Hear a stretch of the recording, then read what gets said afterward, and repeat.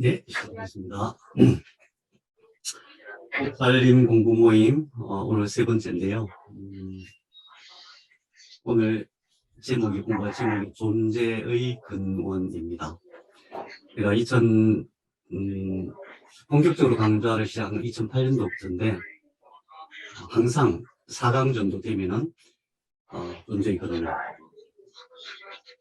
백전 선생님 제가 음성을 시켜놓을게요. 그래서 그 4강 지나면 한 절반 정도가 웃어서 떨어져 나갑니다. 그런데 존재의 근원을 공부한 사람하고 공부 안 한 사람은 단 한 강좌 차이인데, 심술 이론을 이해할 수 있느냐 없느냐, 그 결판이 나요. 참 신기하더라고요. 그래서 이 존재의 근원이, 결국은 이 세상은 무엇으로 되어 있는가, 나는 무엇인가, 나는 어디서 왔는가, 내 몸은 무엇으로 되어 있는가, 이걸 공부하는 거잖아요. 그러니까 우선은 자기 나름대로 생각하는 바가 있으니까 그거하고 안 맞으면은 떨어져 나가요. 저는 이제 선교사님들 중에서 성경하고 안 맞는데 이러면서 많이 떨어져 나가고. 그런데 제 생각에는 이 세상은 무엇으로 되어 있는가, 이 세상의 최소 단위는 무엇인가, 이 세상에 존재하는 존재의 최소 단위를 양자라고 하거든요. 퀀텀. 그것을 공부하는 것이 무엇을 공부하든 간에 그 학문의 방향을 잡아가는데 제일 중요하다고 생각돼요. 그래서 오늘, 할까 말까 엄청 망설였어요. 이거 할 때마다 다들 떨어져 나가니까. 우리 몇 명 안 되는데. 그리고 집사람이 이거 준비하는 거 옆에서 볼 때마다 잔소리해요. 뭐, 이 어려운 거 꼭 하냐고, 하지 말라고 맨날. 그렇지만은 해야 됩니다. 이거 안 하면은 제 경험으로는 공부가 더 이상 진척이 안 되고, 진짜 지식과 가짜 지식, 불량 지식과 우량 지식을 구분할 수가 없고 그렇더라고요. 예, 그래서 시작하겠습니다. 우선 지난 시간에 공부한 거 복습합니다. 세포를 공부했죠. 세포 안에 핵이 있고, 그 다음에 핵 안에 DNA와 RNA, 핵산, 전자 이런 것들이 가득하다고 말씀드렸죠. 그래서 세포라고 하는 것은 결국 DNA는 원본 정보를 가지고 RNA가 복전사에 나와서 미토콘드리아가 만들어낸 아미노산을 결합해서 몸에 필요한 생명물질을 만드는 것이다. 그 생명물질을 생물학에서는 단백질이라고 얘기하는 것이다. 우리가 얘기한 대부분의 약은 전부 그거예요. 호르몬, 신경전달물질, 소화, 효소, 우리 몸에서 활동하는 모든 효소 전부 다 단백질입니다. 유전자 전부 단백질입니다. 그러니까 우리는 단백질이라 그러면 뭔가 선입견이 들어서 깊은 생각을 못하게 돼요. 그냥 생명물질이라고 하시는 게 좋겠어요. 그 생명물질을 만드는 것이 세포다. 그런데 그래서 이 핵 안에서 원본 정보를 갖고 있는 DNA도 중요하고 RNA도 중요하고 아미노산도 중요하지만은 정말 중요한 것은 이 미토콘드리아. 왜? 핵산을 직접 만들죠. DNA와 RNA의 재료가 된 핵산을 직접 만들죠. 또 아미노산을 얘네들이 만들죠. 또 지난 시간에 제가 영상 하나 보내드렸는데 거기 보시면은 실시간 배율, 실제 배율, 그 다음에 실시간의 속도, 이거를 표시해 놓은 것들이 있어요. 그걸 한번 자세히 보시면은 이 세포 안에서 얼마나 빠른 속도로 활동하는지를 알 수가 있어요. 엄청난 진동이에요. 엄청난 파동이에요. 그래서 그냥 우리가 이렇게 볼 때 이게 이 안에서 어마어마하게 빨리 움직인다는 걸 절대 잊어서는 안 됩니다. 그 파동, 움직임에 있어서 필요한 모든 에너지도 미토콘드리아에서 만든다. 얼마나 중요한가. 그 다음에 이제 이 막 있죠, 막.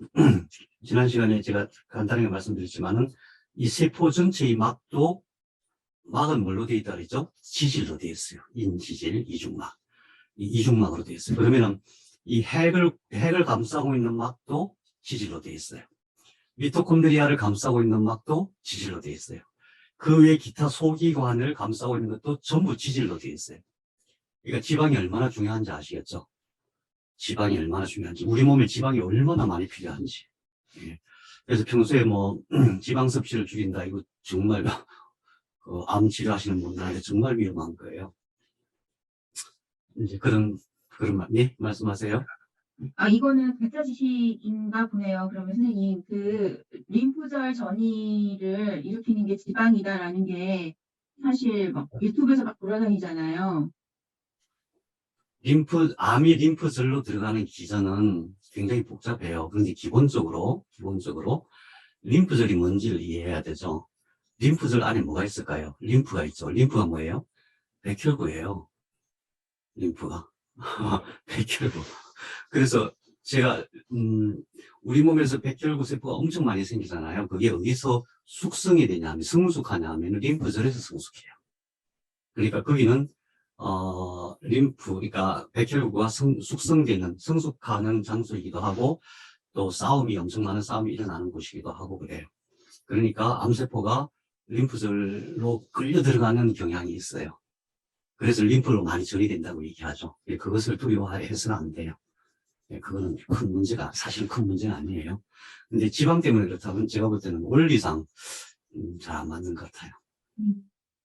다음은 지난 시간에 이제 그 DNA 구조에 대해서 우리가 공부했죠. 염색체가 23쌍이 있는데 그게 쭉 연결되어 있다. 한 줄로 연결이 되어 있는데 한 세포가 갖고 있는 염색체 길이가 한 1.7m가 돼요. 어마어마하게 길어요. 어마어마하게 작은 것들이 어마어마하게 긴데 이것들이 쫙 펴져가지고 쫙 분열해서 세포가 분열되기도 하고 또 RNA가 전산을 하면 이거 쫙 펴갖고 핵산을 쭉 붙여서 그게 RNA가 되는 거니까 이게 늘 펴졌다가 다시 붙었다가 펴졌다가 붙었다가 근데 몇 개? 65개가 한 쌍이 32억 개니까 한 32억 쌍이니까 60억 개가 넘는 숫자가 순식간에 쫙 풀어졌다가 순식간에 쫙 붙어야 되니까 이 과정에서 오류가 반드시 생긴다. 오류가 엄청 많이 생긴다. 그러니까 오류가 생긴다. 그래서 이제 암이 생기는데 암뿐만 아니라 여러 가지 질병이 생기는데 오류가 생기는 걸 금내서는 안 된다. 오히려 더 큰 문제는 뭐냐 하면은 DNA 구조상의 오류가 생겼을 때 그것을 복구하는 시스템이 있어요. 오류가 생기면 복구하는 시스템. 그게 RNA가 해요. RNA. 그래서 암의 궁극적인 치료는 RNA 치료제가 될 거예요. 그렇게 될 수밖에 없어요.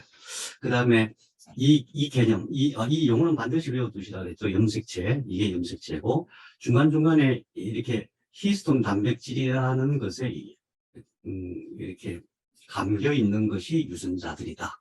그럼 이거 하나가 한 유전자냐? 그게 아니라 이 한 유전자가 여러 개로 분리가 되어 있어요. 그러니까 RNA가 전사할 때는 이걸 쫙 펴가지고 히스톤 단백질에 있는 것들을 풀어서 그걸 여러 개를 붙여야 하나의 유전자가 되는 거예요. 이해가 되시나요? 이거 하나하나가 한 개의 유전자가 아니고 우리 몸에 2만 5천 개의 유전자가 있다 그러잖아요. 근데 그 유전자가 이거 하나가 2만 5천 개 중에 하나가 아니고 이거 여러 개가 있는데 그러니까 여러 개가 있는데 쫙 풀어가지고 이거 히스톤 단백질과 히스톤 단백질 사이에 있는 것들은 다 빼고 여기 있는 것들만 다시 다 취합해서 연결하고 여러 개를 연결하면 그때서 비로소 한 개의 유전자가 되는 거예요. 그래서 유전자 개수는 2만 5천 개지만은 그런 방식으로 만들어내는 약은 100만 가지가 돼요. 100만 가지. 한 세포가 약 10만 개. 아무튼 대략 그런 구조다. 이건 이제 자세히 들어가야 돼요. 나중에. 대략 그런 구조다. 그래서 히스톤 단백질에 붙어 있는 것. 더 중요한 것은 히스톤 단백질에 자물쇠가 있어요. 이 자물쇠가 잠겨 있으면 이거 못 풀어요. 자물쇠가 잠겨 있으면은 거기에 해당되는 유전자가 못 만들어져요. 그 어떤 거는 자물쇠가 잠겨 있고 어떤 거는 자물쇠가 안 잠겨 있어요. 이게 핵심이에요. 이게 그것을 자물쇠가 잠겨 있는 것을 메틸레이션이라고 하고 자물쇠가 푸는 것을 디메틸레이션. 메틸화, 탈메틸화 이렇게 얘기해요. 그러니까 사람이 똑같은 사람이 어떤 사람은 치료가 굉장히 다양성이 있잖아요. 생김새도 그렇지만 그 전부 다 메틸레이션, 디메틸레이션의 문제다. 그러면 어떻게 하면 그게 잠기고 어떻게 하면 그게 풀리느냐 이거를 연구하는 게 엄청 중요하겠죠. 치료에 있어서. 예, 그런 문제. DNA 이중나선 유전자 그 다음에 DNA와 RNA는 뭐로 되어 있냐면 네 가지 핵산으로 되어 있다.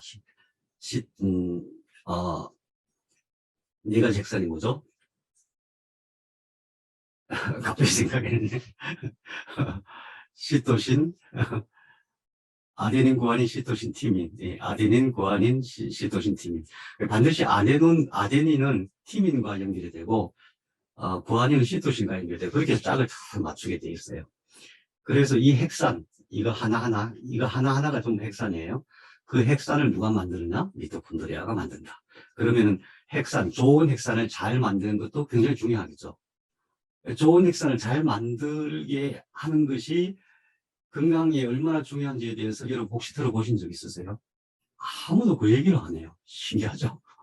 근데 이제 대사학이라고 요 근래에 그쪽으로 굉장히 많은 이제 연구들이 진행되고 있습니다. 그 다음에 이것과 이 핵산이 쌍으로 연결되어 있는데 그걸 이제 수소결합이라고 하는데 아주 가까워지면은 이게 탁 붙게 돼 있어요. 나노미터 단위로 가까워지면은 그때 뭐가 붙어 있는 전자가 공유되는 거예요. 그 전자가 이탈을 하거나 전자가 달아나면은 전자가 부족하면 이게 떨어지게 돼요. 그러면은 DNA가 파괴되는 거예요. DNA가 파괴되면 뭐가 돼요? 예, 암이 되기도 하고 세포가 죽기도 하고 그렇겠죠. 그래서 세포의 핵 속에 얼마나 좋은 전자, 에너지가 가득한 전자가 많이 모여 있느냐 하는 것도 굉장히 중요하겠죠.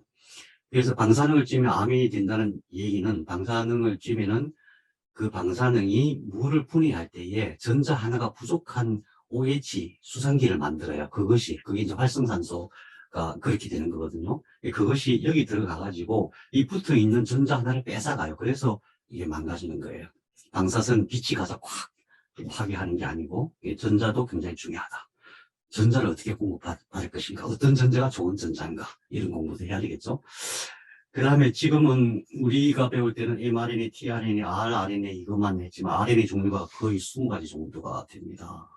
새롭게 이 RNA를 이용하는 연구가 요 근래에 시작된 거기 때문에 이제 요 근래에 이제 빛을 발하고 있는 단계이기 때문에 아직까지는 굉장히 좀 세상에 안 알려진 지식이지만은 RNA를 지금 마음대로 조작할 수 있는 기술이 왔어요. 그게 이제 유전자갑이라고 들어보셨죠? 유전자갑이.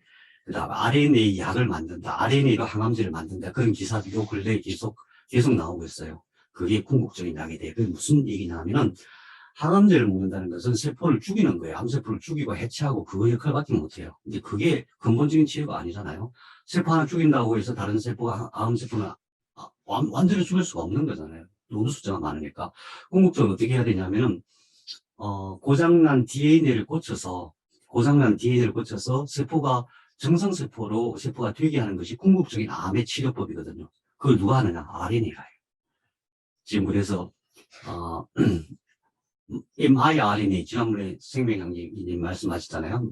mRNA가 마이크로 인터피어런스 RNA라고 해요. 또 siRNA, Small Interference RNA 그런 것들이 연구되어지고 있고 그래서 이제 앞으로는 RNA 항암제가 나올 것이다. 그 다음에 RNA가 결국은 아미노산을 결합해서 생명물질을 만드는데 이 아미노산을 누가 만드느냐? 예, 아미노산은 전부 다 미토콘드리아가 만드는데 뭘로 만드느냐? 아세틸코엔자임 A라는 걸로 만든다. 그럼 아세틸코엔자임 A는 어디서 왔느냐? 전부 탄수화물, 단백질, 지방에서 왔다. 그러니까 탄수화물, 단백질, 지방이 다른 사람은 몰라도 예, 항암 하시는 분들은 굉장히 많이 필요해요. 그래야 정상세포들이 약을 잘 만들 수 있을 거 아니에요. 그죠? 예, 그런 공부했었고. 그 다음에, 그래서 유전자 변이가 제일 큰 문제인데, 유전자의 재료, RNA와 DNA 재료, 그 다음에 생명물질의 재료, 아미노산, 핵산과 아미노산의 재료, 이거 중요하고, 그 다음에 이걸, 세포 분열할 때도 복제하고, 또, 이제, RNA가 전사할 때도 이걸 확 풀어가지고 다시 이제 전사하잖아요. 전사하고 복제할 때 그게 어마어마하게 많은 숫자를 순식간에 하는 거기 때문에 오류가 반드시 발생한다. 오류가 발생하는 것이 큰 문제가 아니라 그것을 복구하는 게 중요하다. 복구하는 시스템이 잘 돼야 된다. 좀 전에 말씀드렸던 메틸레이션 이게 중요하고 그 다음에 이제 외적 원인이 암의 원인. 그러니까 우리는 보통 외적 원인에 대해서만 너무 집중하고 있는데 사실은 외적 원인은 별거 아니에요. 왜냐하면 주로 활성산소 문제인데 활성산소를 복구시키는 카탈라지라는 효소가 이 세포 안에 가득 들어있어요. 어마어마하게 많이 들었어요. 네. 물론 이제 방사선을 직접 줄 정도로 어마어마한 외적 어떤 충격을 받으면 문제가 되겠지만 사실은 이것보다도 더 중요한 것들이 세포 내부의 문제다. 그래서 미토콘드리아는 벽이 이중으로 되어 있어요. 바깥 벽이 있죠. 외벽과 내벽으로 되어 있는데 외벽도 인지질로 되어 있고 내벽도 인지질 2개 층으로 되어 있어요. 이 세포 안에는 수백 개 내지는 뭐 수천 개, 천 개 이렇게 이 단위로 들어 세포 하나에 더 중요한 건 세포가 DNA 핵이 유전자가 있듯이 미토콘드리아도 자기 유전자가 따로 있다. 그러니까 미토콘드리아를 강화시키거나 회복시키는 것이 어마어마하게 중요하다. 특히 암치료에 있어서. 그래서 지난번에 그런 말씀드렸죠. 어떤 암세포를 정상세포의 핵을 치환하니까 그냥 암세포 그대로 있는데 암세포의 미토콘드리아를 정상세포 걸로 치환을 하니까 그게 정상세포가 되더라. 그래서 미토콘드리아가 얼마나 중요한지에 대해서. 자, 오늘은 정말 생뚱맞게도 존재의 근원에 대해서 공부하게 됐습니다.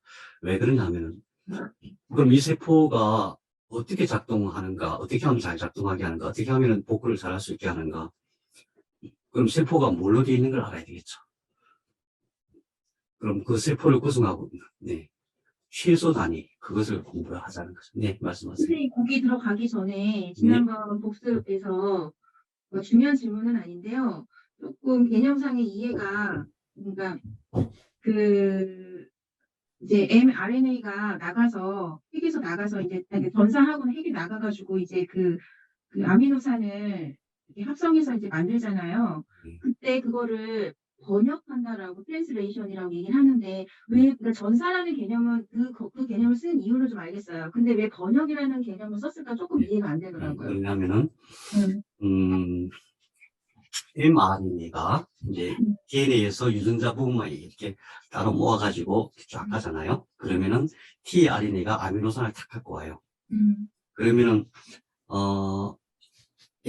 mRNA의 코돈이라는 게 있어요. 코돈. 이거 3개씩 묶어요. 3개씩. 3개씩 묶어서 우리 몸에 만들어지는 아미노산은 20개 정도밖에 안 되잖아요. 그런데 mRNA는 핵산이 종류도 4개밖에 안 되잖아요. 핵산의 종류는 4개밖에 안 돼. 4개 순서를 가지고 아무리 만들어도 20개를 만들기가 어려워요. 그래서 그 4개 중에 3개씩, 하나를 만들 때 3개씩 탁탁. 그러니까 결국은 mRNA는 유전자의 정보거든요. 그 정보가 발현되게 하는 거예요. 그래서 그걸 번역이라고 얘기하죠. 그 복사한 정보를 아미노산을 통해서 발현이 되게. 발현이 되는 게 왜 번역이에요? 아니, 그 사람들이 그렇게 붙인 거죠. 예, 그래서 우선 존재 근원에 대해서 우선 제가 질문을 드리겠습니다. 존재란 무엇입니까? 대답해 주세요.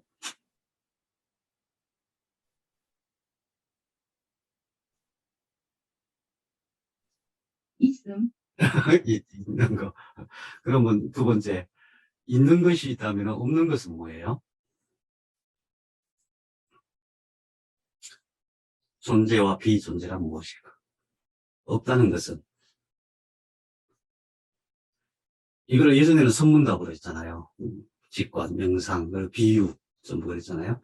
지금은 그런 시대가 아니에요. 이게 아주 명확하게 그러니까 과학적 언어로 설명되어지는 거예요. 오늘 그 답을 얻고자 합니다. 있다, 없다, 있는 게 무엇이냐, 없는 게 무엇이냐. 그러면 있는 것과 없는 것의 그 근원은 무엇인가? 그 근원이 무엇인가? 왜 제가 이 말씀을 드리냐면은, 그런 이쪽 공부가 전부, 어떤 영성 또는 뭐 신비 이쪽으로 흘러가요. 그래서, 저도 이제 그쪽으로 좀 해봤거든요. 해봤는데 그게 뭐냐 하면 모르는 것을 뭔가 특별한 아이디어를 가지고 자기 나름대로의 어떤 시계를 그쪽에서 설명을 하는 거예요. 엉뚱한 설명이죠. 사실이 아니니까 전혀 도움도 안 되는 거죠. 그래서, 그렇게 공부하는 사람이 엄청나게 많아요. 사실 엄청나게.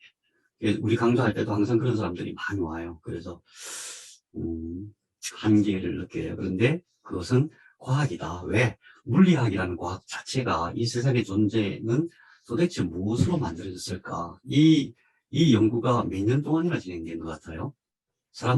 학자들이, 그것도 대단한 학자들이 평생을 연구하는 그 기간, 평생을 연구해서 그 연구가 언제부터 시작됐냐면 그리스 시대부터 시작됐어요. 그리스 시대부터. 수천 년을 사람들이 연구한 거예요. 근데 어디서 이제 구체적으로 이게 연구를 한다는 얘기는 과학적인 연구를 한다는 얘기에서 그걸 검증을 해낸다는 얘기거든요. 수학적으로 검증하든 사진을 찍든 뭐 실험을 계속해서 똑같은 실험으로 반복해서 증명을 하든 쉽게 말해서 눈으로 보고 알 수 있게 만들어내야만 그게 과학적인 사실로 인정이 돼요. 그러니 한계가 많았죠, 예전에는. 그런데 요 100년 사이에 이제 관념적인 해석이 아니라 과학적인 방법으로 연구해서 존재의 근원을 알 수 있게 된 거예요. 그런데 존재의 근원을 알 수 있다 이렇게 얘기하면 대부분 보면 사이비라고 치부를 하게 되죠. 그래서 우리는 그런 위험성을 안고 오늘 그 답을 얻으려고 합니다. 오늘 못 얻어도 돼요. 왜냐하면 평생 사람이 공부 안 하는 사람들은 되게 그렇잖아요. 죽을 때 나는 어디서 왔을까? 내일 죽는 날인데 나는 어디서 왔을까? 나는 무엇일까? 어떻게 살아야 될까? 이러고 가잖아요. 근데 그래서 이제 존재의 근원을 반드시 공부해야 되는 이유가 어떤 형태의 공부를 하든 간에 그게 종교적인 공부든 영적인 공부든 또는 과학적인 공부든 인문학적인 공부든 이 존재의 근원에 대한 자기 나름대로의 관점을 딱 정리하고 하면은 제 경우는 흔들림이 없어요. 누가 뭐래도 흔들림이 없어요. 그런데 그렇지 않으면 누가 이 얘기하면 그게 맞는 것 같아. 누가 아주 자세하게 이렇게 설명하면 그게 맞는 것 같아. 근데 따라가다가 헛다리 짚은 예 하고 절망하는 경우가 참 많죠. 굉장히 많이 봤어요. 그럼 존재의 근원을 어떻게 공부해야 될 것인가? 과학으로 해야 됩니다. 과학으로. 예전에는 과학자가 뭘 알겠어 이랬거든요. 지금 그 단계가 아닙니다.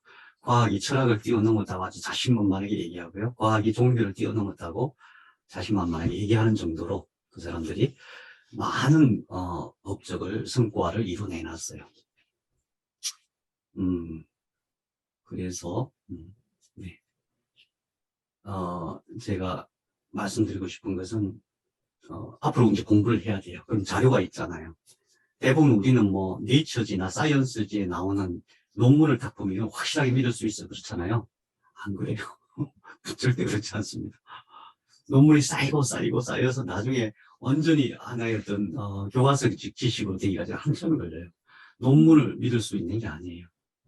제가 한 번은 예를 들면 신경능 줄기세포라는 게 있어요. 굉장히 중요하거든요. 신경능 줄기세포는 성인이 되면 더 이상 안 만들어진다. 이 논문이 거의 매년 나와요. 그 논문 나오고 나서 한 달 안에 반드시 신경능 줄기세포는 성인이 돼도 만들어진다. 이 논문 나와요. 그것도 네이처지에 나와요. 그냥 작은 과학 잡지에 게재되는 게 아니에요. 그러면은 현대의 의사나 과학자들, 생물학자들이 어떻게 믿고 있어요? 신경능 줄기세포는 나이 들면 더 이상 안 만들어진다. 그 다음에 척수나 뇌 속에 있는 신경세포는 한번 파괴되면 다시는 복구는 안 된다. 그렇게 알고 있잖아요. 근데 그렇지 않거든요. 그러니까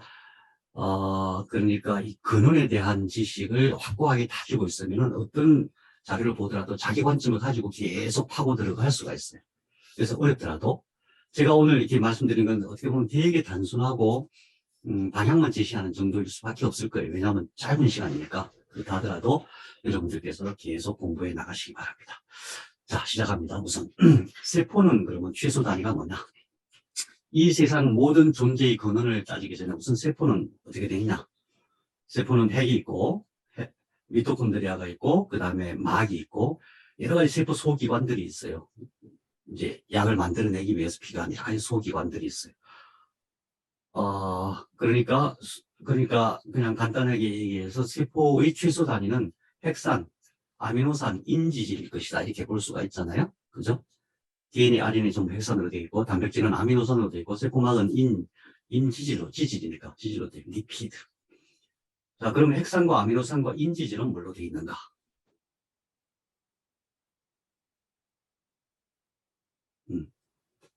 자, 이게 핵산입니다. 이게 핵산. 핵산은 뭘로 되어 있어요? 핵산은 여기 이제 보통 이렇게 표시하면 이게 탄소란 뜻이에요. 여기가 탄소가 있다. 탄소. 여기 탄소가 있는 거 다 생략한 거예요. 그러면은 핵산은 뭘로 되어 있냐면은 탄소, 수소, 산소. 이걸로 되어 있어요. 이게 핵산이니까 이걸로 되어 있고, 그 다음에 이 기둥, 이거 기둥이 있죠. 이 기둥이 인이 산소를 다 4개를 붙잡고 있는 그런 형태로 되어 있어요. 그래서 핵산의 이제 실제 기능은 이것들이 하는 거니까 이거는 뭐로 되어 있느냐? 탄소, 수소, 산소, 질소로 되어 있다. 이거 지식으로 받아들이면 별거 아니네 이럴 텐데, 핵산이 전부 다 탄소, 수소, 산소, 질소로 되어 있네. 평소에 그 생각하기가 참 힘들어요. 굉장히 어려워요. 핵산은 원자로 되어 있다. 원자 중에서도 탄소, 수소, 산소, 질소로 되어 있다. 이제 이 오각형 구조, 육각형 구조가 나와요. 탄소가 이렇게 겹쳐가지고 오각형, 육각형, 육탄당, 육탄당 그러거든요. 앞으로 계속 나올 텐데 이게 어디서 온 거냐면은 글루코스예요. 탄수화물이에요. 포도당이에요. 포도당에서 이 구조가 만들어져요. 핵산의 구조가 포도당에서 나와요. 그래서 포도당이 탄수화물이 얼마나 중요한지 몰라요. 그래서 저는 정말로 이해가 안 되는 게 많은 의학 또는 영양학 그쪽 학자들이 탄수화물 섭취를 줄이라 그러고 포도당을 줄이라고 그러는데 우리 몸을 이루는 데 있어서 인지질담으로 중요한 게 이거거든요. 지질담으로 중요한 게. 그래서 이 구조도 사실 여기서부터 시작된다. 이게 어떤 거냐면 그러니까 탄수화물은 여기서 탄소가 6개잖아요. 여기서 탁 끊어져 가지고 이게 3개씩 나눠져서 피루부산이 되고 아세틸코인자메가 되고 그래요. 그래서 탄수화물이 굉장히 중요하다. 이거 다시 한번 말씀드리고 어쨌든 중요한 것은 아데닌, 구아닌, 시토신, 티민이라고 하는 핵산은 전부 탄소, 수소, 산소로 되어 있다. 그럼 우리 뭘 알아야 되겠어요? 탄소, 수소, 산소를 알아야 되죠. 아미노산 20가지예요. 한번 읽어봐요. 글리신 따라하세요. 알라닌, 알린, 류신, 아이솔류신, 메티오닌, 페닐알라닌, 트립토판, 프롤린, 세린, 테오닌, 시스테인, 티로신, 아스파라진, 글루타민, 아스파라게이트, 글루타메이트, 리신, 아르기닌, 히스티딘. 여기서 좀 들어보신 것 같지 않아요? 예, 우리 약 설명할 때 전부 다 이런 얘기 나와요. 약을 이걸로 조합하는 거예요. 약이라고 하는 것이. 물론 이제 이게 구조적으로 이걸 미러링이라고 그래갖고 이렇게 반대 방향으로 만들어서 요즘은 약을 만들어요. 그러니까 뭐냐면 다른 거 하나도 없어요. 아미노산도 탄소, 수소, 산소, 질소로 되어 있다. 그러면 우리 뭘 공부해야 돼요? 탄소, 수소, 산소, 질소 공부해야죠. 아미노산 희한하게도 이 윗부분은 다 똑같아요. 20개가 똑같아요. 이 위에 다 똑같은 그것을 이거라 그래요. 이거 다 똑같아요. 그게 아미노기 NH2 질소에 수소 2개 붙어 있는 것을 아미노기라 그래요. 왜 기라고 붙이냐면은 전자가 하나 부족해요. 그 다음에 COOH 이걸 카르복실기라고 해요. 이것도 마찬가지로 기니까 전자가 하나 부족해요. 여기 마이너스 이렇게 돼 있죠. 그래서 어쨌든 아미노기, 카르복실기로 머리를 딱 형성하고 그 다음에 수소 하나 붙어 있는 것이 글리신, CH3가 붙어 있으면 알라닌, 또 이렇게 붙어 있으면 말린, 이런 식으로 20개의 아미노산. 그러니까 물론 이제 좀 더 나중에 깊이 공부할 때는 이 구조도 다 외워야 되는데 오늘은 중요한 것은 이건 핵산도 수소, 탄소, 산소, 질소, 아미노산도 수소, 탄소, 산소, 질소로 되어 있다. 이 핵산과 아미노산이 얼마나 중요한지에 대해서는 더 이상 제가 말씀 안 드려도 아시겠죠? 그죠? 그 다음에 세포막이 왜 중요하냐면은 세포막이 망가지면은 세포가 존재할 수가 없고 세포로 뭔가 다른 것들이 막 침투하기도 하고 그렇겠죠. 병들 수밖에 없어. 사람 몸이 병들 수밖에 없죠. 그 세포막이 뭘로 되어 있냐면 이런 형태로 되어 있어요. 인지질 이중층이라고 그래요. 그래서 인지질 이중막이다. 세포막은 인지질 이중막이다. 중요한 것은 세포만 인지질 이중층이 아니고 그 안에 있는 모든 소기관도 전부 다 인지질 이중막으로 되어 있어요. 이게 뭐냐 이렇게 되어 있어요. 위에 머리가 있어요. 인이 하나 딱 붙어가지고 머리를 딱 이루고 그 밑에 탄소 3개 그러면은 탄수화물 생각해야 돼요. 그 다음에 밑에 쫙 붙어 있는 게 CH2예요. CH2. 탄소에 수소 2개 붙어 있는 거. 그게 밑으로 쫙 이렇게 붙어 있어요. 쫙. 이게 하나 툭 끊어지면서 에너지가 나오고, 툭 끊어지면서 에너지가 나오고. 지방이 에너지가 제일 많다고 그러잖아요. 그러니까 지방, 인지적 이중막 또는 지방도 뭘로 되어 있느냐? 탄소, 수소, 산소, 질소로 되어 있어요. 다만 여기서 인이 하는 역할은 붙들고 있는 역할만 해요. 작용하는 거는 전부 탄소, 수소, 산소, 질소. 그렇게 되어 있어요. 세포막에 대해서는 너무 중요하니까 나중에 다시 공부하기로 하고, 어쨌든 전부 뭐예요? 탄소, 수소, 산소, 질소로 되어 있다. 혹시 이 순간에 혹시 놀라워 또는 안 믿기지 않아 이런 생각이 안 드세요? 비정상이십니다. 아니, 모든 게, 세포 안에 있는 모든 게 탄소, 수소, 산소, 질소로 되어 있다니, 이게 믿깁니까? 뭔가 다른 게 있을 것 같은데, 없어요. 하나도 없어요. 이게 다예요. 이거밖에 없어요.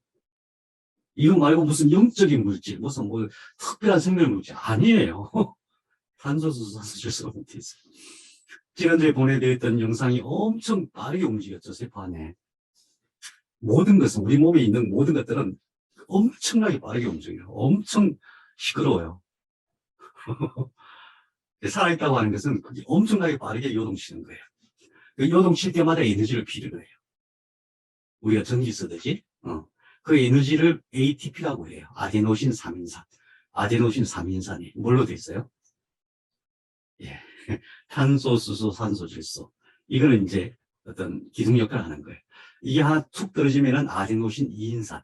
이게 툭 떨어져 나가면 아데노신 1인산. 그러면서 에너지가 나오는 거예요.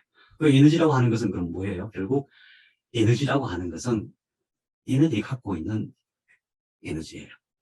얘네들이 툭 떨어져 나오면서 생기는 에너지죠. 그러니까 우리 몸에 있는 모든 것은 탄소, 수소, 산소, 질소로 되어 있다. 라고 해도 과언이 아니에요. 과언이 아니에요. 물론 거기에 인도 필요하고 철분, Fe, 철도 필요하고 칼슘, 칼륨, 나트륨, 마그네슘, 또 SI 뭐죠? 규소 이런 것들도 필요해요. 소규모 아주 작은 양으로 필요한데 대부분은 탄소, 수소, 산소, 질소로 되어 있다. 대부분. 그래서 어떤 사람이 그런 그림을 그렸더라고요.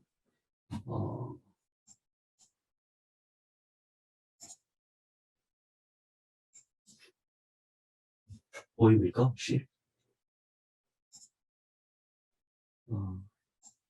예, 사람 인체에 뭘로 되어 있느냐? 탄소, 수소, 산소, 질소가 65%, 18%, 9%, 3%니까 몇 프로예요?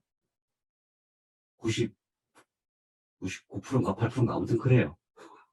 그러니까 우리 몸은 탄소, 수소, 산소, 질소로 되어 있다. 우선 여기서 우리 전부 묵상을 해야 됩니다. 우리 몸은 탄소, 수소, 산소. 왜냐하면 이게 머리로 잘 안 들어가. 그러니까 가슴으로 내려와야지. 이게 머리로만 있어갖고는 안 돼요. 가슴으로.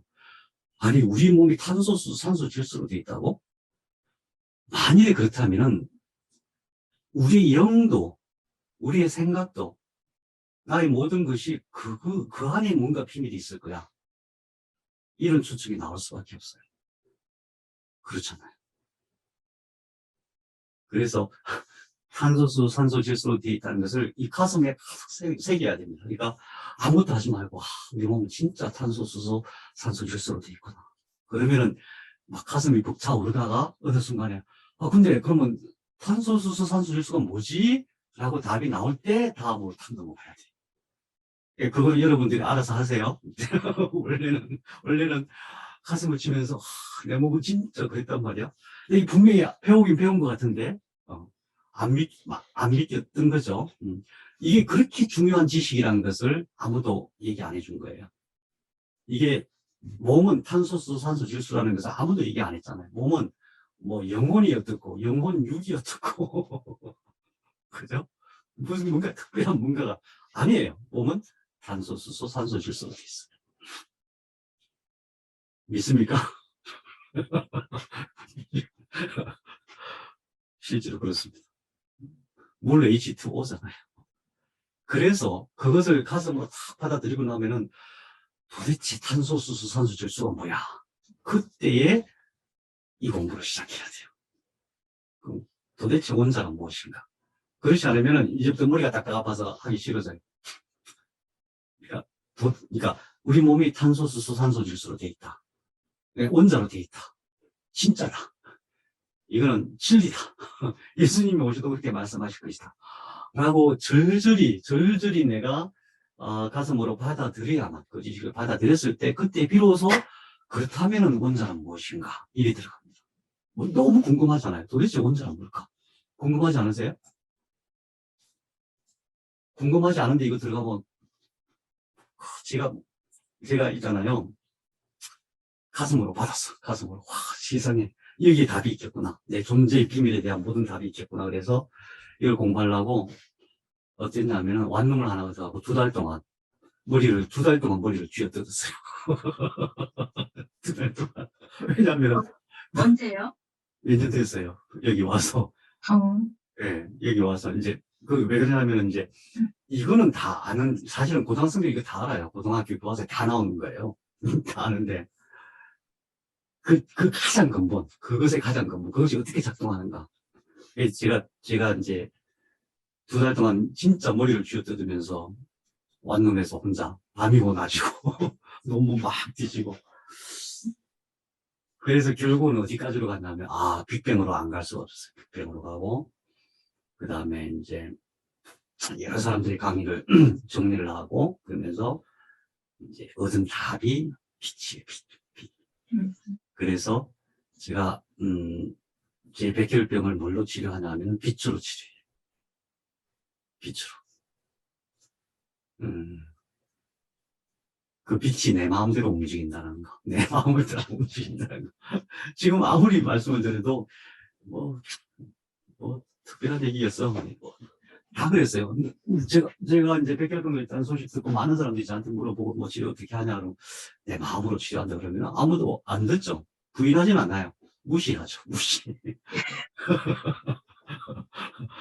그게 저는 정말 그 20년 동안을 공부한 결론이 그건데 그거를 이렇게 알아듣는 사람이 아무도 없었어요. 한 사람도 없었어요. 네, 그것을 제가 증명한 차원의 말씀드립니다. 원자가 그러면 탄소, 수소, 산소, 질소는 뭘로 되어 있는 거죠? 원자 이거 아시죠? 원자 아시죠? 원자 안에는 핵이 있고 바깥에는 전자가 있다. 근데 무슨 크기를 알아야 됩니다. 크기를. 원자의 크기가 얼마예요? 10의 마이너스 10m. 동그라미 10개 분의 1m. 10의 마이너스 10m. 이 핵의 크기는 얼마일까요? 핵의 크기는? 수소 핵의 크기는 10의 마이너스 15m예요. 동그라미 15개 분의 1m. 우리 상상할 수 없어요. 상상하려고 하지 마세요, 괜히. 머리 아파요.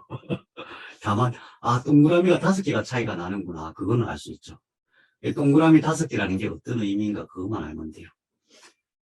미터 단위니까 핵을 1m라고 친다면은 여기까지 거리가 여기서부터 여기까지 거리가 핵보다 동그라미 5개 차이가 난다. 동그라미 이게 1m라면 그러면 여기서부터 여기까지가 몇 미터는 뜻이에요? 동그라미 5개. 10만 미터. 10만 미터. 10만 미터는 몇 킬로예요? 100킬로예요, 100킬로. 1m짜리 핵이 하나 있고 1m. 100킬로짜리 큰 공이 있어요. 근데 이 안에는 뭐가 있어요? 진공이에요. 네. 그러니까 이 구조가 어떻게 되어 있냐면은 이 우주도 그런 형태로 되어 있어요. 이 뭉쳐있는 입자들은 되게 조그매요. 되게 조그매. 입자와 입자 사이가 어마어마하게 멀어요. 어마어마하게. 1m짜리 공이 있고 100kg 저기에 전자가 왔다 갔다 하고 있는 거예요. 이 핵 속에 뭐가 있냐면 핵 속에는 중성자와 양성자가 있어요. 이건 기억을 하셔야 돼요. 중성자, 양성자, 전자 이건 기억하셔야 돼요. 이게 핵의 원자의 기본 단위예요. 중성자가 있고 양성자가 있고 전자가 있어요.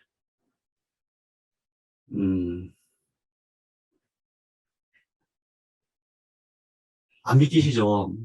우리 몸이 이렇게 돼 있다는 게. 예. 어쨌든 믿으십시오.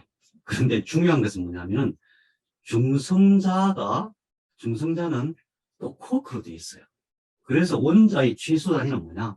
전자, 업코크, 다운코크. 이 세 가지다. 혹시 업코크, 다운코크가 조금 생소하시는 분은, 생소하면 안 돼요. 생소하면 안 돼. 왜냐하면 원자의 최소 단위가 이거니까. 이게 생소하면 제가 전하의 문제라든가, 이게 뭐, 플러스 3분의 2, 마이너스 3분의 2, 뭐, 이런 얘기를 할 수가 없어요. 그런데 오늘 그냥 넘어가기로 해요. 일단 원자는 전자와 업커커, 다운커커로 되어 있다. 그래서 중성자는 보면은 중성자는 다운커커 2개, 업커커 하나로 되어 있다. 양성자는 업커커 2개, 업커커 2개, 다운커커 하나로 되어 있다. 그럼 얘네들이 바뀌려면 어떻게 해야 돼요? 바뀌려면은, 만일에 중성자에서 다운커커가 업커커로 바뀌면 이게 양성자가 되고, 양성자에서 업커커가 다운커커로 바뀌면 중성자가 될 수가 있겠죠. 만일에 양성자와 중성자를 서로 바꿀 수가 있으면 물질이 바뀌어요. 은이 금이 돼요. 에? 진짜예요. 은이 금이 돼요. 모든 물질은 이 중성자, 양성자가 이 안에 몇 개 들어있느냐, 중성자, 양성자가 몇 개 들어있느냐, 그러면 양성자, 중성, 그러니까 양성자 수대로 물질의 어떤 특성이 정해지거든요. 수소는 양성자가 하나예요. 헬륨은 2개, 리튬은 3개, 베릴륨은 4개, 풍소 5개, 탄소는 6개, 질소는 7개, 산소는 8개.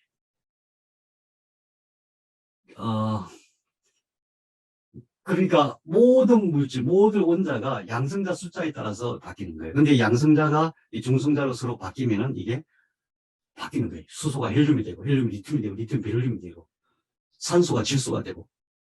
그거는 신의 영역이었어요. 예전까지는. 지금은 이제 그거를 할 수 있는 단계까지 와 있는 거예요. 그래서 은이 금이 된다니까요. 뭘로 바꿔요? 그건 모르죠, 제가 처음 말씀드렸잖아요. 저 아무것도 모른다고. 아, 요즘에 바꾼다면서요. 그 단계까지 과학이 발달했다. 은을 금으로 바꾸긴 바꿔요. 돈이 엄청 많이 들어서 그렇지. 그러니까, 이제 선생님은 그걸 바꿔서 돈을 벌고 싶은 거잖아요. 그러면, 그럼 코크는 뭘로 되는가? 코크는 뭔가, 이거 공부하면 돼요. 됩니다. 자, 그래서, 원자는 결론이 전자 코크로 돼 있다. 전자와 업코크 다운 코크로 돼 있다. 여기까지만. 더 이상 나오면 머리 아파요. 더 이상 나오면 머리 아파요. 짠! 예. 이제 이거 보면 이제 다들 그만두려고. 아, 나 이거 하기 싫어. 이거 안 해도 돼. 절대 안 됩니다. 이거 안 하면 절대 안 됩니다. 제가 원소 주기율표를 다 외우는 말씀 안 드려요. 우리 고등학교 때 다 외웠으니까. 고등학교 때 저는 문과라서 구경만 했지만은 이과 학생들 다 외웠을 거 아니에요. 근데 다른 건 몰라도 이거까지는 외워야 돼요. 세 번째 주까지. 이거는 외워야 돼요. 이거 안 외우면은 아미노산 공부, 약 공부 완전 맹탕이 돼요. 아무리 설명해도 몰라요. 그게 좋은 약인지 나쁜 약인지 약사가 얘기하면 다 좋은 약이네 이렇게 돼요. 약이 이걸로 돼 있다는 것이 믿기지가 않죠. 그죠? 그러니까 수소는 양성자 하나로 돼 있다. 양성자의 숫자에 따라서 전자의 수도 같이 결정이 돼요. 근데 수소의 가장 큰 특징은 뭐냐면 중성자가 없어요. 원래는 양성자 수만큼 중성자가 있고 양성자 수만큼 전자가 있어야 돼요. 근데 수소는 특징이 뭐냐? 양성자로만 돼 있어요. 중성자가 없어요. 헬륨은 중성자 2개, 양성자 2개, 그러니까 양성자 2개면 당연히 중성자 2개 있고, 그 다음에 전자도 2개 있는 거죠. 리튬은 양성자 3개, 중성자 3개, 전자 3개. 베릴륨은 양성자 4개. 제가 왜 자꾸 반복해서 말씀드리냐면, 이거는 뼛속에 새겨야 돼요. 뼛속에. 다른 건 몰라도, 탄소, 수소, 산소, 질소잖아요. 탄소는 양성자 6개, 중성자 6개, 전자 6개. 질소는 양성자 7개, 중성자 7개, 전자 7개. 산소는 양성자 8개, 중성자 8개, 전자 8개.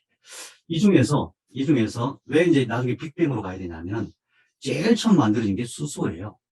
다른 거는 전부 수소에서 왔어요.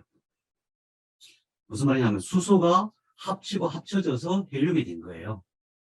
헬륨이 합쳐져서 이게 된 거예요. 그런 식으로 이렇게 만들어진 거예요. 누가 만들었을까요?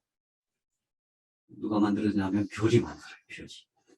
별이 만들었습니다. 이제 카페에 보면 별에서 온 그대라는 글이 있어요. 별에서 온 그대. 예. 모든 것은 별이 다 만들어요. 이게 태양은 너무 작아서, 태양은 되게 작거든요. 별 중에서. 태양은 너무 작아서 이 정도밖에 못 만들어요. 수소, 헬륨 정도. 예. 이걸 만들려면 어마어마하게 큰 별이에요. 이 별에서 만들어져서 그게, 그 사람은 전부 별이 만든 원소로 되어 있는 거예요. 자, 그런데 진짜 중요한 것은 궤도가 있어요. 우선 제가 이 세 줄만 이 번호대로 외우라는 게 왜 그러냐면은 1궤도에는 전자가 하나만 있어요. 1궤도. 1궤도에는 전자가 두 개가 있어야 돼요. 두 개가 있어야 안정이 돼요. 안정. 모든 원자는 서로 안정되려고 애를 쓰다가 이렇게 물질이 되는 거거든요. 결합이 되는 거거든요. 수소는 전자가 하나밖에 없으니까 궤도상 두 개가 있어야 되는데 하나밖에 없으니까 불안정해요. 항상 전자가 하나 붙어야만 수소가 안정이 되죠. 헬륨은 두 개 있으니까 1궤도에 두 개만 있으면 되니까 이게 굉장히 안정돼 있죠. 그 다음에 두 번째 줄에는 궤도가 두 개가 있어요. 그러면 안에 있는 궤도에서는 전자가 두 개 있어야 되고 바깥에 있는 궤도에서는 전자가 8개가 있어야 돼요. 8개가 있어야 안정이 돼요. 그래서 네온은 8개가 있으니까 안정이 됐어요. 불활성이라 그러죠. 안정이 되면 다른 원소하고 결합이 안 돼요. 근데 불안정하면은 뭔가 자기의 전자가 부족하니까, 자기 궤도상의 전자가 부족하니까 막 결합을 해요. 그게 예를 들면 산소다, 산소. 8개 있어야 되는 6개밖에 없잖아요. 2개 더 있어야 되잖아요. 뭔가 산소에 닿으면 산소는 자꾸 결합해요. 그래서 산화가 된다 그러죠. 항산화라는 게 그러면은 네, 나중에 아무튼 그렇게 되어 있어요. 자, 여기까지만 더 이상은 머리 아파요. 짠.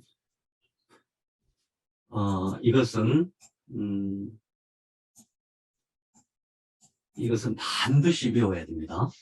근데 이거 다 외우라고 하면 머리 아파서 안 돼요. 외우는 방법을 알려 드릴게요. 아까 원자는 전자와 업코크, 다운코크로 되어 있다 그랬잖아요. 그래서 업코크, 다운코크, 전자. 이것만 아세요. 이것만 알면 돼요. 나머지는 알 거 없습니다. 나머지는 알 거 없어요. 왜 알 것 없냐 그러면은, 왜 알 필요가 없냐면은, 나머지는 생겼다가 금방 사라져요. 생겼다가 금방 사라지는데 얼마 만에 사라지냐 하면은, 10의 마이너스 23승 초, 동그라미 23개 분의 1초 만에 사라져요. 그래서 존재는 하니까 과학자들이 그걸 다 분석해 놓은 거예요. 여기 있는, 스트레인지가 있어요, 스트레인지 쿼크. 왜 이름이 스트레인지 하면 다른 거는 엄청 빨리 사라지는데 얘는 되게 늦게 사라져요. 얼마 만에 사라지냐 하면은 10의 마이너스 15승분의 1초. 동그라미 15개 분의 1초 만에 되게 오래 사는 거야. 그래서 스트레인지예요. 그러니까 이거는 다 잊어버리세요. 신경 안 써도 돼요. 이것도 잊어버리세요. 이건 뮤온이라고 하는 거예요. 중성미자라고 들어보셨어요? 중성미자. 끝에 이름이 저 집사람하고 이름이 비슷해가지고 중성미자는 에너지가 엄청 약해요. 2.2일렉트론볼트밖에 안 돼요. 그래서 이거는 별로 크게 작용하는 게 없어요. 우리 몸에서. 거기다가 전하도 없어서 그냥 다 뚫고 나가요.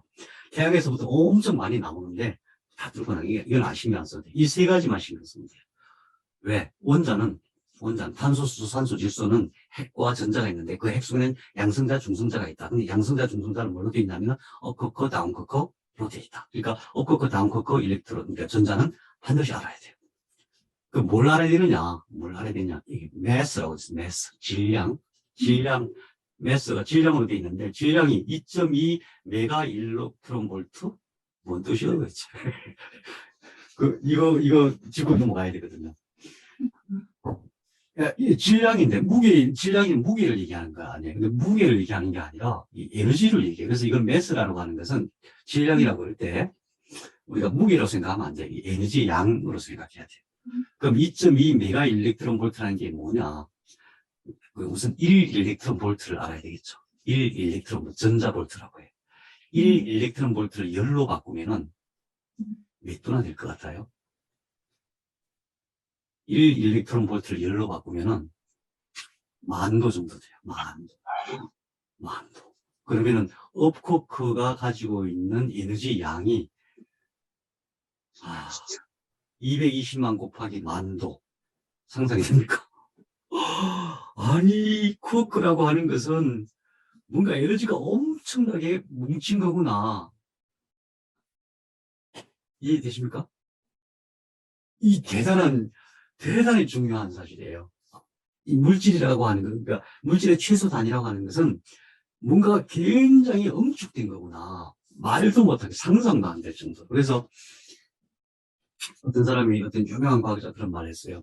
우리 공간 속에 있는 1세제곱센티미터의 에너지를 만일에 그거를 이용할 수 있다면 그걸로 지구상에 있는 모든 바닷물을 다 말리고도 남는다. 이 물질이라고 하는 것은 어마어마한 에너지가 응축이 될 거예요. 업커크만 그래요. 봐도 그렇죠. 다운커크는 더 많아요. 다운커크는 4.7 메가 일렉트론 볼트. 2배나 돼요, 업커크에. 업커크가 업커크보다 다운커크가 뭔가 2배나 많다. 이거 중요해요. 그 다음에 차지라고 해서 이건 전하. 전기적인 성질을 어떻게 띄고 있느냐. 이건 플러스 3분의 2, 이건 마이너스 3분의 1. 그냥 그런 게 있다. 스핀. 그냥 그런 게 있다. 라고 생각하세요. 어쨌든, 업커크, 다운커크 일등 중요한 것은 에너지가 어마어마하게 영축이 된 거구나. 이건 알아야 돼요. 그 다음에 또 알아야 될 게 있어요. 다른 건 다 몰라도 되는데, 이거는 알아야 돼요. 글루온, 강력이라고 해요. 포톤이 뭐예요? 광자. 포톤, 광자. 빛이죠. 빛 알갱이. 이건 Z과 W는 양력이라고 해요. 힉스라고 해요. 이걸 설명하려면은 몇날 며칠. 그러니까 이름은 반드시 외워두셔요. 이름은. 글루온은 강력이라고 한다. 뭐냐 하면은 코크를 붙들고 있는 힘이다. 그 다음에 포톤은 빛이다. 빛, 광자다. 우선 그것만 알고 계세요. 이걸 감마라고 써요. 감마레이. 우리 보통 알파, 베타, 감마 얘기하잖아요. 그래서 감마레이가 빛이에요. 빛. 우리가 보는 것은 가시광선이고 보이지 않는 빛도 있고 그렇겠죠. 그 다음에 이거는 양력이라고 해요. 양력. 방사능은 결국 양력의 문제예요. 양력. 코크가 붕괴할 때 이것들이 튀어나와요. 이게 근데 왜 중요하냐. 보세요. 매스가 91.19 기가 일렉트론 볼트예요. 메가도 아니에요. 기가. 에너지가 어마어마하게 응축된 거예요. 원자폭탄 터지면서 나오는 게 이거예요. 이게 나오는 거예요. W 플러스 마이너스 W, 이건 80기가 일렉트론 볼트. 우선 거기까지만. 자, 그래서 이건 이제 표준 모형이라고 하는데 이것이 현대과학이 존재하는 모든 것을 최소 단위로 밝혀낸 그것이에요. 그러면 이제 우리 몸은 원자로 되어 있는데 100% 믿으시죠? 그 원자는 업커크, 다운커크와 전자로 되어 있다. 그럼 이거는 뭐냐? 그 사이에 존재하는 힘이다. 힘. 에너지 장이다. 이렇게 보시면 돼요. 이 힘이 없으면 이것들이 응축되어서 존재할 수가 없겠죠. 응축되어서 이렇게 위치를 딱 붙잡고 있을 수가 없겠죠. 이 힘이 존재한다. 자, 이제 쥐가 났죠. 쥐가 났어요. 그래도 저는 갑니다. 그래서 자, 다시 수소는 양성자 하나와 전자 하나가 되어 있다. 근데 1궤도상에 전자 하나가 부족하기 때문에 얘는 항상 어디 가서 붙거나 또 수소는 특징이 뭐냐면 어디 가서 딱 붙거나 아니면은 이걸 같이 공유를 해야 되기 때문에 어떤 물질하고 잘 붙어요. 아니면은 이걸 뺏겨요. 이걸 뺏기면 아무것도 없으니까 그냥 양성자가 되거든요. 수소는 항상 전자를, 그래서 사람들이 수소를 바람둥이라고 해요. 오면 오나보다, 가면 가나보다, 있어도 좋고, 없어도 좋고, 너도 좋고, 나도 좋고, 뭐 이런 식이에요. 수소는 전자 하나가 있는데, 그래서 특성이 뭐냐면은 항상 전자를 금방 주기도 하고, 전자를 빼서 쉽게 받아들이기도 하고, 힘이 없으니까 뺏어오지는 못해요. 수소가 제일. 탄소는 1궤도에 2개, 그 다음에 2궤도에 4개밖에 없어요. 전자가. 그래서 2궤도는 8개가 있으니까 4개가 더 필요해요. 그래서 탄소는 무엇인가 단단하게 결합을 하죠. 단단하게. 질소는 마찬가지 이유로 3개가 부족해요. 산소는 2개가 부족해요. 그래서 산소가 제일 잘 결합을 하죠. 어디서 왔느냐? 처음에 이 모든 것이 하나였어요. 이 사실이 얼마나 중요하냐면은 처음에 모든 것이 하나였다면 그 하나의 성질만 알면은 그 하나가 무엇인지만 알면은, 변화의 어떤 방향, 변화의 어떤, 몸속에 일어나는 어떤 변화의, 어떤 원인이나 이런 것들을 우리가 좀 추정해 볼 수가 있겠죠. 이게 언제냐면 138억 년 전이에요. 기억나세요? 138억 년 전에? 기억이 나는 게 정상이거든요. 왜냐하면 138억 년 전에 내 몸에 있던 모든 원소가 그때 출발한 거예요. 그때 처음 만들어진 수소가 이렇게 만들어지고 내 몸이 된 거예요. 내 몸뿐만 아니라 온 우주가 된 거예요. 처음에는 모든 것이 하나였어요. 모든 것이 하나였다는 얘기는 양성자와 중성자와 전자도 하나였다. 강력, 중력, 뭐 암흑 에너지, 양력, 광자 이것도 전부 다 하나였다. 맞죠? 모든 것이 하나였어요. 그 하나는 어떤 형태로 존재했냐면은 그냥 그런 에너지 형태로 존재했어요. 완전히 균등했어요. 완전히 균등한 에너지였었어요. 그 에너지가 어느 순간 아주 짧은 순간에 10만 분의 1도 차이, 그러니까 이게 늘어나면서 되게 조그맸거든요. 10의 마이너스 34승미터나 그래서 처음에 모든 것 하나 했을 때. 근데 그게 커지면서 그 안에 있는 에너지 밀도가 바뀌었어요. 밀도가 어떻게 바뀌었냐. 어느 부분이 10만 분의 1도씨, 그 온도 차이가 조금 생겼어요. 10만 분의 1도. 뭐 우리는 상상도 할 수 없는 그런 작은 온도 차이가 생기면서 이게 편향이 된 거예요. 편향. 그래서 시간이 지나면서 뭉치기 시작한 거예요. 다른 얘기는 몰라도 이거는 아셔야 돼요. 처음에 모든 것이 하나였던 그 에너지가 어떤 과정으로 굉장히 응축된 것이 지금 우리가 알고 있는 모든 존재의 근본이다. 그러면은 138억 년 전에 모든 것이 지금 이제 응축된 모든 것이 하나였을 그 당시에 근본 에너지가 있고 응축된 게 있을 거 아니에요. 근본이 있고 근본 바탕이 있고 거기에 작은 응축된 것이 있을 거 아니에요. 그럼 그것이 그때하고 지금하고 어떻게 다를까? 다시 말하면은 그때 만들어진 원자도 지금 존재하고 그 근본을 이루는 바탕 에너지도 지금 존재할까요? 안 할까요? 존재하겠죠. 네. 그래서 과학은 쿼크, 업쿼크, 다운쿼크, 전자, 뭐 뉴트리노, 또 그 다음에 에너지 종류 중에서 강력, 양력, 그 다음에 전자기력, 광자, 식스, 뭐 중력 이렇게 분류를 하지만은 그 모든 것이 하나였던 그 바탕은 그때나 지금이나 동일하게 존재를 하죠. 그죠? 예. 모르셔도 괜찮아요. 저는 갑니다.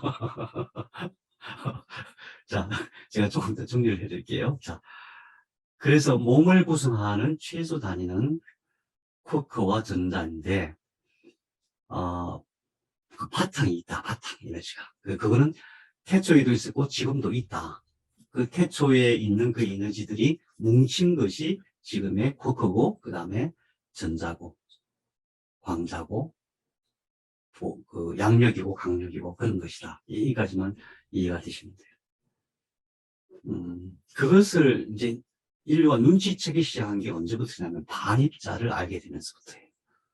이 모든 입자는 이제 우리가 꼭 알아야 될 게 없고, 그 다음에 전자, 글로 강력, 광자, 양력, 힉스라고 말씀드렸잖아요. 이것이 반입자가 항상, 모든 것은 반입자가 있어요. 이 반입자라고 하는 것은 여기에 이제 전하가 있잖아요. 전자는 마이너스 1이죠. 전자는. 그 다음에 양성자는 플러스 1이잖아요. 전자. 그래서 플러스 마이너스 균형을 맞추는 거죠. 그러면 전자가 마이너스 1이면 플러스 1인 게 있다는 뜻이에요. 반입자라고 하는 것은. 양성자가 플러스 1이면 마이너스 1이 있다는 뜻이에요. 반드시 반입자가 있어요. 그런데 이제 뭘 생각했냐면 입자와 반입자가 만나면, 다시 말하면 전자와 반전자, 이게 양전자라고 해요. 전자는 마이너스 1이니까 플러스 1의 성질을 가진 똑같은 전자가 있어요. 그게 탁 만나면은 빛을 팍 내고 싹 사라져요. 어디로 갔냐? 어디로 갔냐? 그게 제가 처음에 시작할 때 존재와 비존재의 어떤 시각을 가지고 생각을 해야 된다고 말씀드렸던 이유가 거기에 있어요. 그것을 통해서 근원 에너지에 대한 이해가 시작되었다고 봐야 돼요. 그래서 존재라고 하는 것은 에너지가 뭉쳐서 무지하게 작은, 상상도 할 수 없이 작은 입자들이 생겼고, 그 입자들이 또 여러 가지 형태를 결합해서 결국 우리 몸이 된 거예요. 그런데 전자가 어떤 형태로 존재하느냐, 다른 거는 몰라도 되는데 속도를 생각해 보세요. 속도. 우리 몸에서 아미노산이나 핵산도 엄청나게 빠르게 움직였죠. 전자는 시속 500km로 움직여요. 500km. 아야, 초속. 시속 500km가 초속 500km. 어마어마하게 빨리 움직이죠. 원래 전자가 이동하는 속도는 30만 킬로거든요. 여기서 요동치는 속도가. 그 다음에 이 안에 있는 핵들도 어떻게 움직이냐면 거의 광속의 90% 정도 속도로 움직여요. 그 얘기는 뭐냐면 우리 몸속을 구성하고 있는 최소 단위들은 그냥 가만히 얌전하게 있는 게 아니에요. 우리는 도무지 인지할 수 없을 정도의 속도로 굉장히 빠르게 움직이는 거예요. 그래서 그것의 근본은 뭐냐면 에너지가 뭉친 거예요. 그래서 우리 몸 자체는 에너지 덩어리예요. 얼마나 엄청난 에너지냐면 우리 몸 전체를 에너지를 순식간에 뽑아낼 수 있다면 이 지구를 다 녹여버리고도 남을 만큼 큰 에너지예요. 최현주 선생님 몸이 그렇다고요. 선생님, 제 졸려요. 예, 선생님 아주 정상입니다. 죄송해요. 아주 정상입니다. 에너지가 고갈이에요. 그래요. 음. 재미는 있는데, 네. 엄청 재미는 있고, 그런데, 시간을 조금, 내용보다 시간을 조금 이렇게 정하면 좋을 것 같아요, 선생님. 예, 그래요. 그래서 오늘은 여기까지만 우선 하고, 왜냐하면 사실은 지금 머리가 아프실 수밖에 없어요. 나머지는 다음 시간에 하는데, 결론 부분만 이렇게 간단하게 말씀드리고 할게요. 이 결론을 미리 알아두면 내가 검증이 안 됐다 하더라도 제가 무슨 얘기 하고 싶어 하는지 아실 거니까 결론만 말씀드릴게요. 몸은 60쪽의 세포로, 세포는 100쪽의 원자로 되어 있다. 믿게요? 놀랍죠? 그러면 우리 몸의 원자의 숫자는 60쪽에 곱하기 100쪽이에요.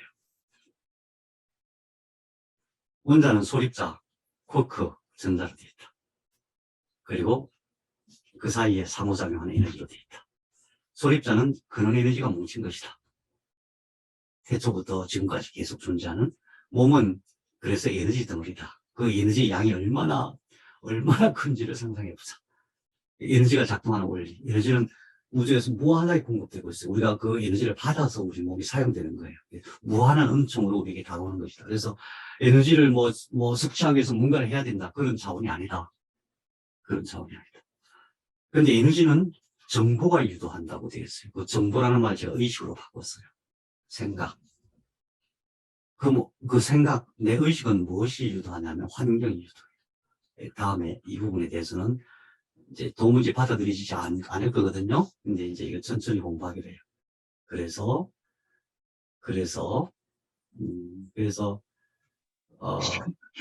암을 치료한다는 관점에서 본다면은 우선 첫째로 알아야 될 건 뭐냐면은 우리 몸 자체가 어마어마한 에너지체이다. 무엇인가 엉키고 모이면은 엄청난, 특성을 가지게 돼요. 다시 말하면은 60조개 곱하기 100조개의 원자가 모이면 사람이 되는 거예요. 그죠? 그러니까, 그 에너지가 어떻게 움직이는가, 이것이 제일 중요한데, 최소한 우리 몸에 있는 내부 에너지는 내 의식으로 움직이는 것이다. 그럼 내 의식은 어떻게 통제할 수 있느냐? 환경이라고 하는 것은, 자연의 모든 환경, 또 사회적인 환경, 또 우리 몸에서 뭔가 약이나 섭취하면서 생기는 환경을 다 포함해서 100% 그것이다.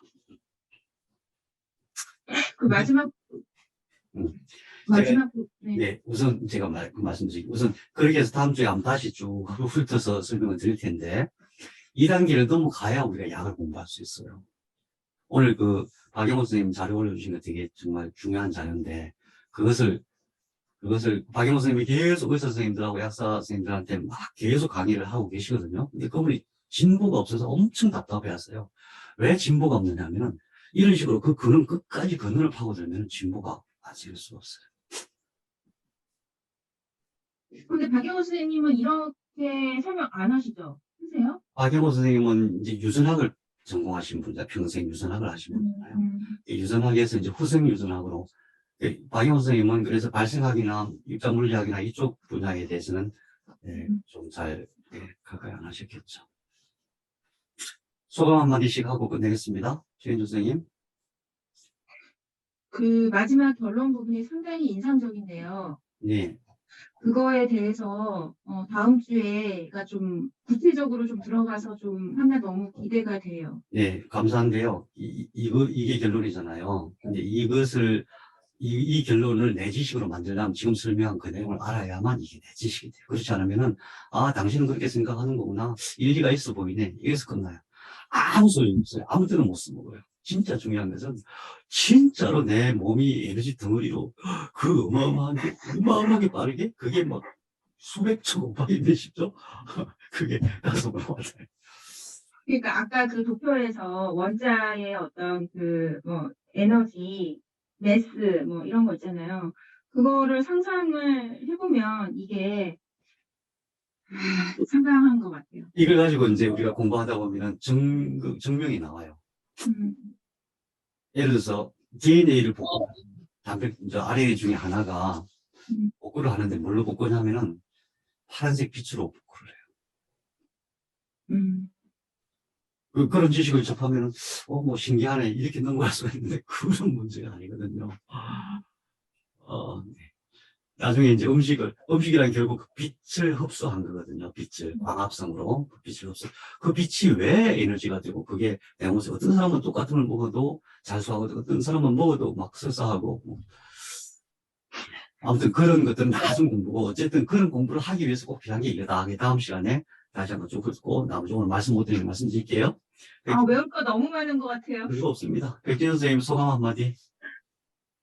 결과를 말씀하셨는데, 예, 시작하고 끝이 연결이 안 돼가지고, 예. 많이 혼돈스럽습니다. 네, 네. 왜 시작을 이렇게, 정상이. 왜 시작을 이렇게 하시고, 물론 이제 그 기본, 뭐, 내 몸이 구성하고 있는 세부 단위까지 가서, 이제 전체적으로 몸을 만들어지는데, 그 몸을 만들어지는 것들이 말씀하신 의식이라든가 빛이라든가 이런 거를 통해서 만들어진다는 말씀을 하시고 싶은 것 같긴 한데, 예, 그것을 이제 증명하기 위해서 그 네. 소립자의 최소 단위도 제가 설명을 하면 조금 이해가 되실 것 같습니다. 네, 그래서 전체적으로는 그림이 잘 안 그려져가지고 어렵네요. 지극히 정상입니다. 감사합니다. 유영수 선생님, 한 말씀 하시죠. 선생님, 제가 사실은 오늘 지금 여진하고 그래가지고 네, 지금 수건에서 헤매고 있고 누워 있거든요. 알겠습니다. 네, 그래서 잘 못 들었는데 네. 저는 선생님한테 늘 궁금하면 총알총알 물어봤어요. 예. 그 항상 들었던 게 선생님이 저한테 말해줄 때는 항상 쉬운 말처럼 이렇게 들렸거든요. 네. 귀신이 뭐니 광합성. 근데 이렇게 풀을 보면서 이렇게 하려고 하니까 너무 새로워요. 모든 게 다 어려워요, 정말. 감사합니다. 아, 예, 다음 주에 한번 좀 더 쉽게 풀어보도록 하겠습니다. 예, 아무튼 다들 고생하셨고요. 네, 제가 이걸 할까 말까 망설였지만 꼭 해야 될 것 같아서, 이제 어떤, 방향은 잡는 게 꼭 좋을 것 같았습니다. 아무튼 즐거운 명절 보내시고, 네. 충분히 잘 휴식하시기 바랍니다. 수고하셨습니다. 너무 감사합니다. 네.